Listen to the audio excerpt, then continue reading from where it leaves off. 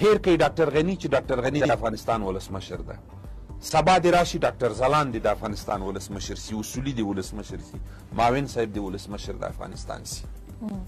آیا دا جنگ خاتمه پیدا کوي؟ ډاکټر محب هم ولېږئ کور ته، لس پنځه ټامیان چې موږ یې ټول یادوو دام لرې کوي. راسئ حقیقي هغه طرحه چې جنگ پرې خاتمه پیدا کوي هغه څه شی ده؟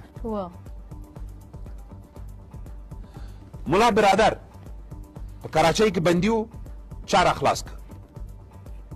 د څه لپاره یې راخلاص کړه؟ د سولې لپاره؟ ښه د سولې لپاره یې راخلاص کړه، وبه یې منو.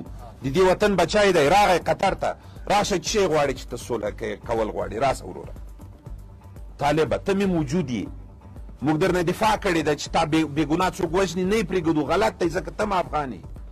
اما ته په حقیقي ډول استقلالیت طرز تفکر دی چې دا اوس د سولې په خبرو کې ناست استقلالیت فکري لري؟